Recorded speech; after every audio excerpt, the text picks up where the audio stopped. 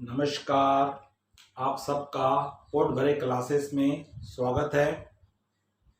आज class 11th CG CBSE commerce के student के लिए अकाउंट्स की क्लास मेरी निशुल्क यूट्यूब चैनल पे चल रही है। उसी कड़ी में इसके पूर्व वाले वीडियो में मैंने आपको बताया था लेजर पोस्टिंग किस प्रकार से की जाती है, जनरल से लेजर किस प्रकार से बनाया जाता है। आज इसी कड़ी में मैं आपको बताने वाला हूं कि डायरेक्ट पोस्टिंग कैसे करते हैं, सीधी खतौनी किस प्रकार से की जाती है। तो आज का मेरा विषय है लेजर में डायरेक्ट पोस्टिंग किस प्रकार से हम करेंगे। अगर आप लोग मुझे वॉच कर रहे हैं, देख रहे हैं, अगर आप लिंक के माध्यम से देख रहे हैं, व्हाट्सएप के माध्यम से देख रहे हैं, टेलीग्राम के माध्यम से देख रहे हैं, तो कृपया करके आप YouTube में अशोक पोटभरे सर्च कीजिए। जहां पर आपको रेड कलर से सब्सक्राइबर लिखा हुआ है उसको आप पुश कर दीजिए, तो आप मेरे क्लास में नियमित शामिल हो जाएंगे। और आपको अगर तत्काल मुझे इसका सूचना चाहिए तो आप आइकॉन बेल को पुश कर दीजिए। और इसके पूर्व के वीडियो को देखना है आपको, लेजर पोस्टिंग किस प्रकार से किए हैं, तो आप प्ले लिस्ट में जाइएगा, वहां पे लिखा होगा क्लास 11th सीजी सीबीएसई और न्यू वीडियोस लिखे होंगे, वहां पे आपको ये वीडियो आपको मिल जाएगा। तो चलिए आज देखते हैं हम कि लेजर पोस्टिंग डायरेक्ट किस प्रकार से की जाती है। तो यहाँ पे हमारे जो डायरेक्ट पोस्टिंग होती है, सीधी खतौनी होती है, वो मुख्यतः 3 अकाउंट्स में होती है। एक पर्सनल अकाउंट्स, एक रियल अकाउंट्स और एक नॉमिनल अकाउंट्स में। तो पर्सनल अकाउंट में जनरली किसी भी पर्सन का, व्यक्तियों के अकाउंट मेंटेन किए जाते हैं। तो उस व्यक्तियों का अकाउंट किस प्रकार से डायरेक्ट मेंटेन किस प्रकार से करेंगे। ठीक उसी प्रकार रियल अकाउंट में 3 अकाउंट मेंटेन किए जाते हैं। एक कैश अकाउंट मेंटेन किया जाता है, दूसरा स्टॉक अकाउंट मेंटेन किया जाता है और तीसरा एसेट्स अकाउंट मेंटेन किए जाते हैं। तो वो किस प्रकार से मेंटेन किए जाएंगे। उसी प्रकार नॉमिनल अकाउंट्स में सैलरी अकाउंट, रेंट अकाउंट और एक्सपेंसेस अकाउंट और कुछ हमारे इनकम के स्रोत होते हैं, इंटरेस्ट रिसीव, कमीशन रिसीव, उनके अकाउंट मेंटेन करते हैं। तो हम देख रहे हैं आज कि डायरेक्ट पर्सनल अकाउंट किस प्रकार से मेंटेन किया जाएगा। एक न्यूमेरिकल प्रॉब्लम्स लेकर के मैं आपको बताने का प्रयास करता हूं। तो सर्वप्रथम को एक प्रॉब्लम्स है, निम्नलिखित विवरण से शिव शंकर का खाता बनाइए। बोलता है following transaction prepared Shiv Shankar accounts. इसमें हमको ट्रांजेक्शन में बताया है ओपनिंग बैलेंस ब्रॉट डाउन, मतलब हमको शिव शंकर से पहले से हमको 10,000 रुपीज का लेना है।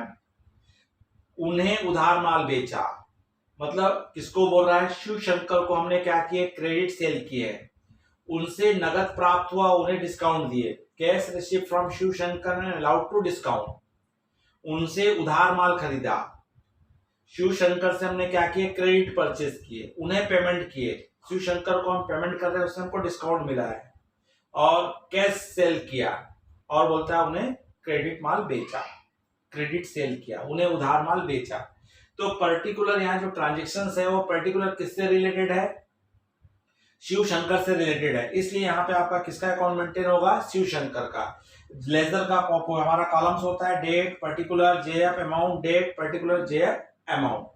तो डेट में हम देखेंगे कि कब कब हमारा हुआ है, पर्टिकुलर में अकाउंट का नाम लिखा जाता है और जितने के अमाउंट्स है। अब आपको सबसे पहले यहाँ ओपनिंग बैलेंस दिया हुआ है। जब यहाँ पे ओपनिंग बैलेंस दिया रहता है तो 2 होता है, एक डेबिट बैलेंस होता है और एक क्रेडिट बैलेंस होता है। अगर डेबिट बैलेंस दिया है तो उसको आप डेबिट में लिखेंगे और क्रेडिट बैलेंस दिया है तो क्रेडिट में। अगर आपको कुछ भी नहीं बोला है तो नॉर्मली हम उसको डेबिट बैलेंस मान के चलते हैं। इसका मतलब हमारा 2019 को 1 जनवरी को यहाँ पे हमको ओपनिंग बैलेंस दे दिया है। पहले से इस पर्सन से हमको, किससे, आपका शिव शंकर से पहले से हमको पैसा लेना है। कितना पैसा लेना है हमको, 10,000 रुपीज। कितना लेना हमको, यहाँ पे 10,000 रुपीज लेना है। उन्हें उधार माल बेचा, good sold to Shiv Shankar. तो शिव शंकर को माल बेचे। जनरली हम क्या, इसका हमारा रूल होता है, आप जनरल एंट्री बना के लेजर पोस्टिंग कर सकते हो या डायरेक्ट पोस्टिंग करते हैं। तो जिसका अकाउंट आप मेंटेन कर रहे हो, अगर वो रिसीवर है, रिसीवर है, मतलब कैश गुड्स ऐसे रिसीव कर रहा होगा शिव शंकर, तो आप इसकी पोस्टिंग डेबिट में करोगे। अगर शिव शंकर गिव कर रहा है, देने का काम कर रहा है, तो आप कहाँ लिखोगे, क्रेडिट में लिखोगे। अगर पाने का काम कर रहा होगा, पाने वाला होगा, तो शिव शंकर के डेबिट में पोस्टिंग होगी। अगर शिव शंकर देने का काम करेगा तो क्रेडिट में पोस्टिंग होगी। अब बोलता है उन्हें उधार माल बेचा, किसको बेच रहे हैं, शिव शंकर को। तो शिव शंकर को हम उधार माल बेचेंगे, तो शिव शंकर माल पाने का काम कर रहा है, गुड्स रिसीव करने का काम कर रहा है। इसलिए 2 जनवरी को टू सेल्स अकाउंट, और कितने का माल लिया उसने, 80,000 रुपीज का माल हमने उसको उधार बेचे शिव शंकर को, तो शिव शंकर रिसीव कर रहा है। फिर बोलता है हमको 5 तारीख को उनसे नगद प्राप्त हुए, उन्हें बट्टा दिया, cash receive from Shiv Shankar and allowed to discount. तो यहाँ पे शिव शंकर से हमको मिल रहा है, अर्थात शिव शंकर यहाँ क्या कर रहा है, देने का काम कर रहा है। जब शिव शंकर देने का काम करेगा तो क्रेडिट भी लिखेंगे, इसलिए 5 जनवरी को क्रेडिट साइड में आएगा बाई कैश अकाउंट 78,500 और बाई कैश डिस्काउंट 1,500 रुपीज। उसके पश्चात बोलता है 12 तारीख को बोलता है उनसे उधार माल खरीदा, किससे, शिव शंकर से। तो सिंपल इसकी एंट्री होती है परचेज अकाउंट दिया टू शिव शंकर। इसका मतलब शिव शंकर माल देने का काम कर रहा है। जब शिव शंकर माल देने का काम कर रहा है, इसलिए इसका कहा आएगा, क्रेडिट साइड में आ जाएगा बाई परचेज अकाउंट, और एंट्री आएगी 50,000 रुपए। हमने शिव शंकर से गुड्स परचेस किए, मतलब कौन, जो पढ़ रहा है क्वेश्चन, जो बनाने वाला। अब अगला बोलता है उन्हें उनसे उधार माल खरीदा हो चुका 50,000 का, वो बोलता है उन्हें नगद चुका है। अब हम पेमेंट कर रहे हैं किसको, शिव शंकर को, और शिव शंकर क्या कर रहा है, रिसीव करने का काम कर रहा है, और जिसका हम पर्टिकुलर अकाउंट बना रहे हैं वो रिसीवर है तो डेबिट में लिखेंगे। इसलिए यहाँ पे 15 तारीख को क्या हो जाएगा, डेबिट में आएगा। कैश अकाउंट कितना पेड कर रहा है, 49,800, और डिस्काउंट आपको मिला है सेम डेट पे, तो कैश डिस्काउंट या डिस्काउंट अकाउंट लिख देंगे। कितना लिखेंगे, 200 रुपीज।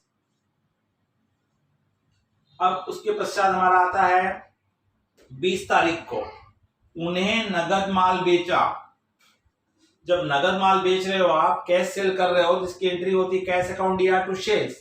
यहां तो शिव शंकर आ ही नहीं रहा है, हमारा शिव शंकर से हमारा कोई ट्रांजेक्शन ही नहीं है, हमारा ये उसको नगद बेचे हैं, लेकिन उससे हमको हमारा शिव शंकर का हमको तभी उसके अकाउंट में लिखा जाता है जब उसको हम उधार बेचते हैं या उधार खरीदते हैं।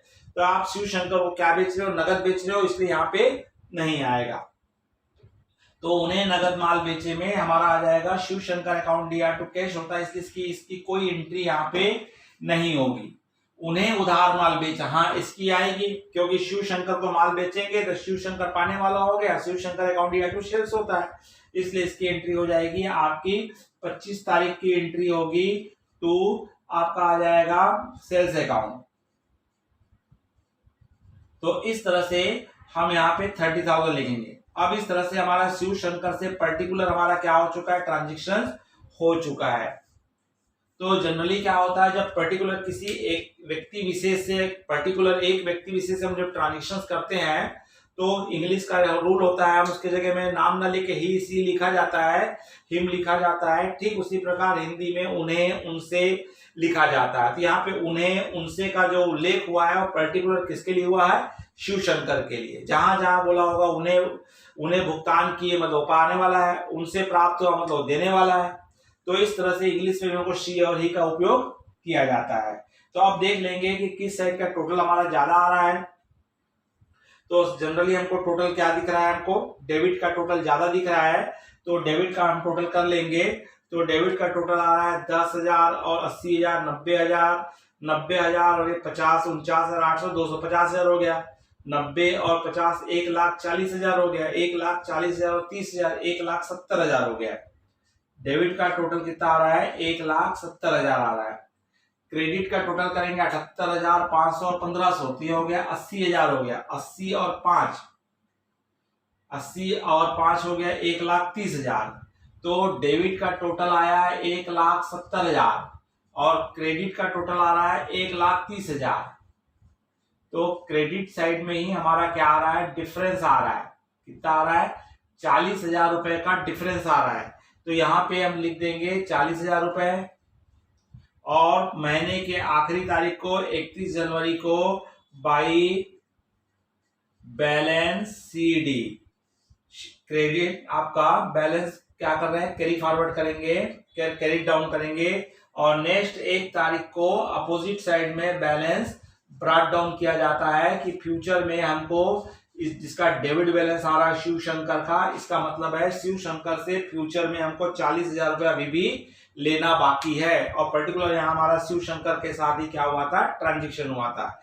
जब कभी एक व्यक्ति विशेष के ट्रांजेक्शन होता है तो उसका पर्टिकुलर अकाउंट खोल करके हम डायरेक्ट उसके अकाउंट में क्या करते हैं, पोस्टिंग करते हैं, इसलिए इसको कहते हैं डायरेक्ट पोस्टिंग कहा जाता है। ठीक उसी प्रकार हमारा रियल अकाउंट बनता है। तो रियल अकाउंट्स में हमारा 3 अकाउंट मेंटेन किए जाते हैं। कैश अकाउंट मेंटेन किया जाता है, स्टॉक अकाउंट मेंटेन किया जाता है, और एसेट्स अकाउंट मेंटेन किया जाता है। तो मैं आपको कैश अकाउंट बता रहा हूं। तो कैश अकाउंट बता रहे हैं, तो आपका रियल का नियम होता है इनकमिंग इज डेबिटेड। इनकमिंग, अगर बिजनेस में कोई भी चीज इनकमिंग होगा तो डेबिट में लिखोगे, और बिजनेस से आउटगोइंग होगा तो क्रेडिट साइड में आपका क्या हो जाएगा, पोस्टिंग हो जाएगा। तो आपको देखना है कब कब कैश आ रहा है और कब कब कैश जा रहा है।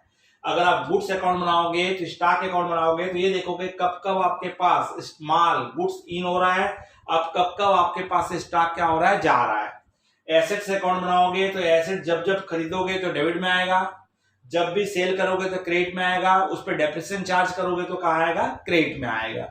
तो फिलहाल हम यहाँ पे कैश अकाउंट मेंटेन कर रहे हैं। तो यहाँ पे आपको बता रहा है निम्न विवरण से कैश अकाउंट बनाने बोल रहा है, रोकड़ लेखा बनाने बोल रहा है। और 2018 को हमको बता रहा है कैश इन हैंड, इसके पास 1 तारीख को कैश इन हैंड है, जिसको हम यहाँ बोलेंगे बैलेंस ब्रॉट डाउन 20,000 रुपए।